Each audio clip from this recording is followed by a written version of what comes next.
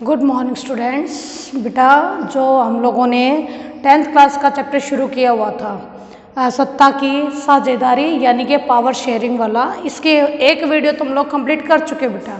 लेकिन जो second video है इसके माध्यम से मैं आप लोगों को श्रीलंका और सत्ता की साझेदारी हम किस किस तरीके से कर सकते हैं वो करा के कंप्लीट कर देंगे। ठीक है, तो यहाँ पर जो हम सेकेंड वीडियो तैयार करें बेटा, इससे पहले की जो हमारी वीडियो है उस वीडियो में मैंने पूरा का पूरा आप लोगों को बेल्जियम क्या था, बेल्जियम में किस किस की प्रधानता थी, यानी कौन कौन सी भाषा भाषी लोगों की ज़्यादा सुनी जाती थी, या फिर किस तरीके से बेल्जियम की सरकार ने बहुत बढ़िया तरीके से इसका सॉल्यूशन निकाल के आज वहाँ पर बहुत स्मूथ तरीके की डेमोक्रेसी कायम है, ये बताया। ठीक है, इस वाली वीडियो में आप लोगों को श्रीलंका के बारे में बताऊंगी बेटा। श्रीलंका का पता होगा आप लोगों को, इंडिया के बिल्कुल इंडिया के नीचे वाले पोर्शन में, यानी ऊपर इंडिया है उसके नीचे छोटा सा एक द्वीपीय देश है। द्वीपीय, मैंने वर्ड इस्तेमाल किया द्वीपीय। द्वीपीय शब्द का मीनिंग होता है बेटा जो चारों तरफ से पानी से घिरा हो। ठीक है, उसको कहते हैं हम लोग द्वीपीय। ओके, तो श्रीलंका आप लोगों का द्वीपीय देश है। ओके, इसके बाद है कि जो श्रीलंका है ये आज का नहीं है बेटा, बहुत पुराना देश है जिसमें इसके नाम दिए जाते हैं। स्टार्टिंग में हम इसको सिंहल द्वीप के नाम से जानते थे। ठीक है, सिंहल द्वीप। सिंहल द्वीप क्यों बेटा? क्योंकि यहाँ पर सिंहली भाषा बोलने वाले लोग रहते हैं। ठीक है, इसलिए इसको सिंहल द्वीप बोला जाता था। इसका नाम श्रीलंका तो काफ़ी पीछे आके पड़ा है। ठीक है, लेकिन वर्तमान में आज के टाइम पर हम इसको श्रीलंका के नाम से ही जानते हैं। ठीक है, तो इस श्रीलंका, ये श्रीलंका और भारत, इसमें क्या समानताएं हैं? थोड़ा श्रीलंका इजी हो जाएगा समझाना। फिर बेटा हम लोग ब्रिटिशर्स के गुलाम थे। ठीक है, अंग्रेजों का अधिकार था हमारे ऊपर। बिल्कुल ठीक वैसे ही आप लोगों का श्रीलंका भी अंग्रेजों का ही गुलाम था। ठीक है, हम लोग 1947 में आज़ाद हुए, लेकिन श्रीलंका 1948 में आज़ाद हुआ। ठीक है, 1948 में हमारे एक साल बाद आज़ाद हुआ। ठीक है, लेकिन बेटा जो श्रीलंका है आप लोगों का, श्रीलंका की जातीय बनावट थोड़ी सी गड़बड़ में है। वो थोड़ी सी गड़बड़ इसके यहाँ गृह युद्ध का कारण बनी। तो गड़बड़ी क्या है बेटा? जातीय संघर्ष चला है यहाँ पर काफी लंबे चौड़े समय में। और जातीय संघर्ष चला भी किन के बीच में? एक सिंहली और एक तमिल, यानी ये दो जातीय समूह थे जो अपनी अपनी पहचान के लिए गृह युद्ध जैसे हालात बनाकर खड़े हो गए। ठीक है, अब इसके लिए देखो श्रीलंका में बेटा 74% सिंहली है। अगर मैं टोटल जनसंख्या की बात करूँ तो मान लो 100% जनसंख्या है, तो 100% में से 74% यहाँ पर केवल और केवल सिंहली ही हैं, यानी सिंहली भाषा बोलने वाले लोग ही हैं। ठीक है, 18% आप लोगों के तमिल हैं, लेकिन ये तमिल सिंपल तमिल नहीं, ये भी दो तरह के तमिल हैं। ये दो तरह के तमिल कैसे हैं कि इसमें 13% यानी 13% तो आपके श्रीलंकाई तमिल है। ठीक है, 13% श्रीलंकाई तमिल और 5%, ओनली 5% आपके भारतीय तमिल है। ठीक है, अगर मैं ये श्रीलंका का स्ट्रक्चर आप लोगों को यहाँ दिखाऊं तो इस स्ट्रक्चर में आप लोगों को ये जो आपका उत्तर पूर्वी पूरा हिस्सा है श्रीलंका का, ये सारा का सारा हिस्सा यहाँ पर आप लोगों के तमिल रहते हैं। ठीक है, यहाँ तमिल रहते बेटा, यहाँ थोड़ा सा इलाका और आपका बस्ता जहाँ पर तमिल रहते हैं। इसके अलावा आप लोगों के श्रीलंका के बीच में जो मैंने ये बॉक्स की तरह बनाए हैं, इन हिस्सों में आप ये हैं वो जो श्रीलंकाई तमिलों के जगह है, ये हैं वो जो भारतीय तमिल रहते हैं यहाँ। ठीक है, यहाँ श्रीलंकाई तमिल है और यहाँ भारतीय तमिल है, और जो ब्लैंक छोड़ दिया पूरा वो सारे के सारे में सिंहली हैं, यानी सिंहलियों का ही देश कहलाता है श्रीलंका। ये सिंहलियों का मानना है। ठीक है, लेकिन ये तमिल अब भी अपनी पहचान की मांग यहाँ क्यों करते रहे हैं? क्योंकि बेटा तमिल हैं कौन, पहले तो ये सुनो। श्रीलंका के हैं वो तो बात समझ में आती है, लेकिन बेटा जो अंग्रेज थे, अंग्रेज आप लोगों ने देखा होगा, थोड़ा सा बना के दिखा देती हूँ। यानी आप लोगों के ये इंडिया है, ठीक है, इंडिया के यहाँ ये तमिलनाडु है, ठीक, यहाँ श्रीलंका है, यही है ना। तो जो ब्रिटिशर्स थे वो हमारे तमिलनाडु से बहुत बड़ी संख्या में लोगों को श्रीलंका में लेके गए। लेके क्यों गए? क्योंकि वहाँ की खदानों में काम कराना था, वहाँ के बागानों में काम कराना था, ठीक है, एज ए मजदूर बनाकर लेके गए थे। लेकिन बेटा सभी वापस नहीं आए। जो वहाँ पर बस गए वो आज अपने आप को श्रीलंकाई ही मानते हैं, ठीक है। इसके बाद आता है बेटा तुम्हारा जो आप लोगों का श्रीलंका है, ये मेरे हिसाब से समझ में आ गया होगा आप लोगों को, है ना। ये समझने के बाद हम लोग असली जो प्रॉब्लम है, कुछ कुछ तो ऐसे समझ में आ गई, कुछ यहाँ से समझ में आ जाएगी। जो श्रीलंका है उसमें मेजॉरिटी है बेटा, मेजॉरिटी है श्रीलंका में सिंहलियों की। उस बहुसंख्या को लेकर ही प्रॉब्लम क्रिएट हो गई है। ओके, प्रॉब्लम हुई क्या वो देखो। 1948 में श्रीलंका आज़ाद हो गया था, ठीक है। 1956 में वहाँ पर सिंहलियों को ज़्यादा महत्व देते हुए, सिंहलियों को ज़्यादा महत्व देते हुए सिंहली भाषा को वहाँ की राजभाषा बना दिया गया, ठीक है। अब अगर दो जातीय समूह किसी देश में रह रहे हैं और किसी एक जाति की पहचान को ही मान्यता मिल जाए तो तुम ही बताओ क्या दूसरी जातीय समूह आसानी से शांत होकर बैठ जाएगा? बिल्कुल नहीं बैठ सकता, क्योंकि भाई बहुत बड़ी जनसंख्या है उनकी भी। अगर एक को ही पहचान मिल गई और दूसरे को दरकिनारे कर दिया गया तो किसी भी हालत में वहां पर शांति कायम नहीं हो सकती है, ठीक है। ठीक वैसे ही अगर एक ही परिवार में दो भाई है, अगर पेरेंट्स बड़े को बड़ा प्यार मोहब्बत और सारे काम करते हैं, छोटे को नेग्लेक्ट करते हैं, तो क्या छोटा आक्रोश वाला नहीं बनेगा, क्रोध वाला इंसान नहीं बनेगा, ठीक है। क्यों? क्योंकि उसको हर जगह लगेगी कि बड़े भाई से ज्यादा प्यार हो रहा है, मुझसे कम हो रहा है, जबकि मैं भी नहीं का बेटा हूं।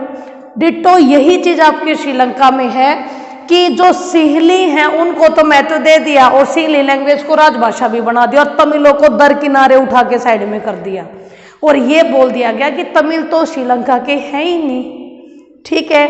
लेकिन भाई जो वहां पर लंबे समय से रहता हुआ रहा है वो वहां से क्यों उठ के जाएगा?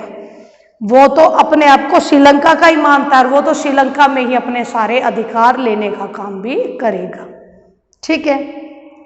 इसके बाद 1980 के दशक में उत्तर पूर्वी श्रीलंका में स्वतंत्र तमिल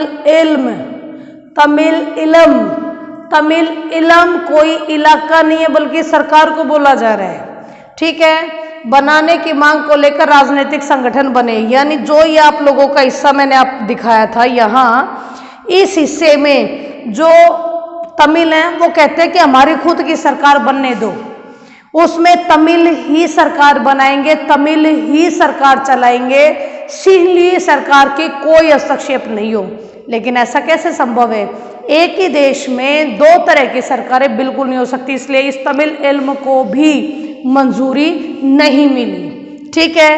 इसी वक्त आप लोगों का लिट्टे समुदाय का निर्माण हुआ। लिट्टे समुदाय आप लोगों के तमिलों के हक में लड़ने वाला एक राजनीतिक संगठन है, ठीक है। लेकिन गलत यहाँ है बेटा कि ये हिंसा का भी इस्तेमाल करता है जगह जगह पर, जो कि गलत है, ठीक है। इसने हिंसात्मक प्रवृत्ति को अपनाए रखा, इसीलिए ही गृह युद्ध की स्थितियां पैदा हुई। क्योंकि जब जगह जगह धरने प्रदर्शन या फिर कहीं पर भी मारकाट हो जाना, इससे गृह युद्ध बनेगा देश में, अच्छे अच्छे हालात तो बनने से रहे, ठीक है। लेकिन 2009 में प्रभाकरण, ये व्यक्ति का नाम है बेटा, प्रभाकरण ये व्यक्ति का नाम है जो लिट्टे समुदाय का हेड था, ठीक है। इसकी डेथ हो जाती है 2009 में। इसकी डेथ होने के बाद सरकार ने थोड़ा सीली और तमिलों के साथ मिलकर थोड़ी सी स्थितियां सुधारने की कोशिश करी और इसी वक्त के बाद ही आप लोगों का श्रीलंका में गृह युद्ध समाप्त भी हो गया। ठीक है, यानी कि 2009 तक तमिल अपने हक के लिए लड़ते रहे, लेकिन उन्हें अपना हक नहीं मिला। लेकिन जब प्रभाकरण की डेथ हो जाती है उसके बाद सुलह समझौते की बातें शुरू होती हैं और तब जाकर ये गृह युद्ध समाप्त होता है। इसके लिए एक और बात बेटा कि लिट्टे समुदाय की जो गतिविधियां हैं ये बेहद कष्टकारी होगी थी, इसीलिए समय समय पर जो आप लोगों की श्रीलंकाई सरकार है उसने भारतीय सरकार को भी उसमें इन्वॉल्व करने की कोशिश की है।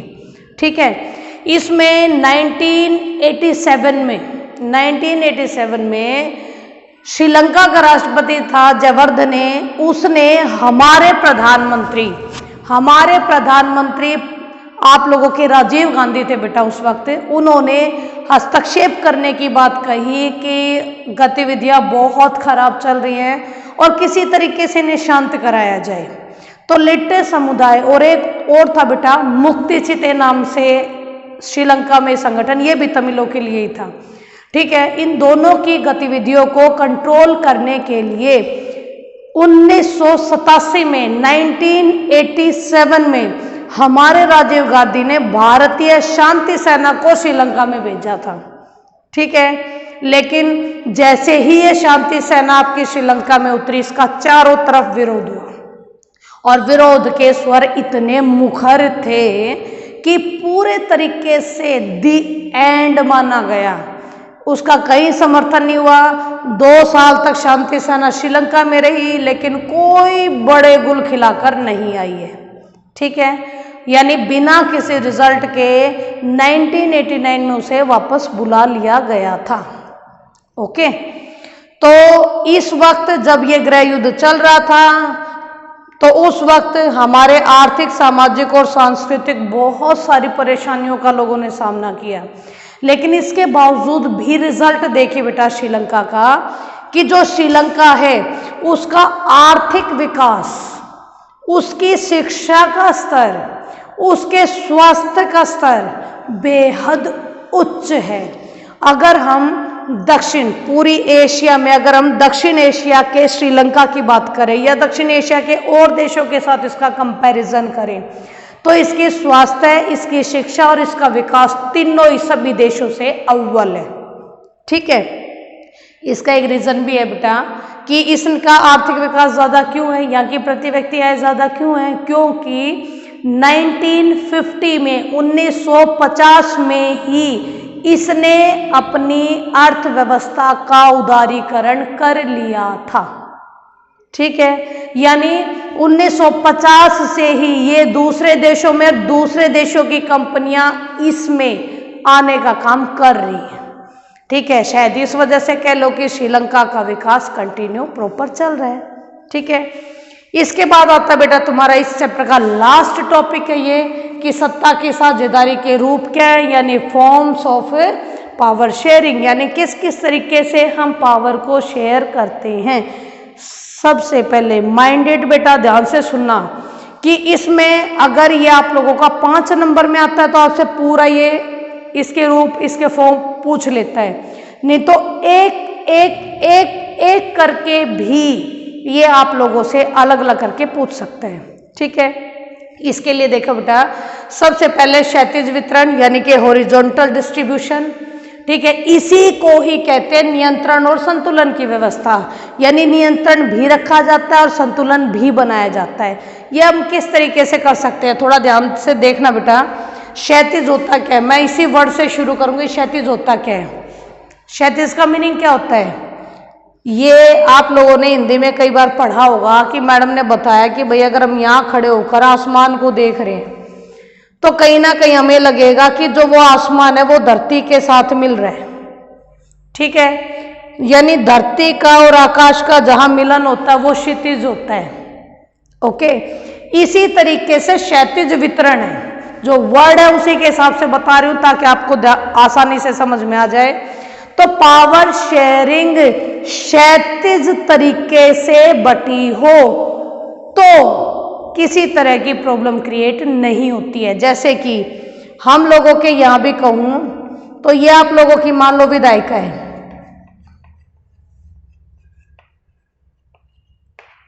जिसको आप लोग पार्लियामेंट या संसद भी बोलते हो।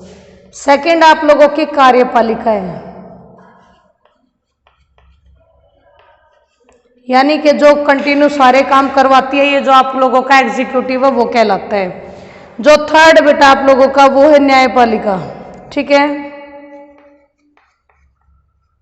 ये हर लेवल पर देखती है कि काम ठीक से चल रहा है या नहीं चल रहा है। विधायिका, कार्यपालिका और न्यायपालिका, इसी को कहते हैं पावर का क्षैतिज वितरण, सत्ता का क्षैतिज वितरण, जिसमें हर एक किसी को इक्वल बनाया गया है। किसी को बेहद बड़ी मात्रा में इतने सारी पावर्स नहीं दी है, सबको अपना अपना अपना काम दे रखा है, तो सब अपना अपना काम करेंगे, किसी दूसरे की में टांग अड़ाने का काम नहीं करेंगे। तो अगर हमें सत्ता को हम क्षैतिज रूप से बांट देते हैं तो बिना किसी प्रॉब्लम के हमारी सत्ता कंटिन्यू आसानी से आराम से चलती रहती है। देश में किसी तरह की बुरे हालात पैदा नहीं होते हैं, ठीक है। इसके बाद बेटा तुम्हारा ऊर्ध्वाधर वितरण, ऊर्ध्वाधर यानी कि vertical division. Vertical means, vertical का मीनिंग क्या होगा बेटा, देखो ये वर्टिकल है आप लोगों का, यानी कि अगर मैं सरकार की पावर को बांटूं तो यहाँ पर मेन है आप लोगों की केंद्र सरकार, ठीक है। मेन है आप लोगों की केंद्र सरकार। ये जो केंद्र सरकार है बेटा, ये सेंट्रल गवर्नमेंट आपकी हमारे संविधान में भी है, औरों में भी है, हमारे में नहीं है। औरों की भी बात करें तो पावर दो सरकारों के बीच में बटी है, राज्य सरकार, ठीक है। हालांकि भारत में तो इसका तीसरा रूप भी बन गया है, जिसको हम स्थानीय सरकार बोलने लगे हैं।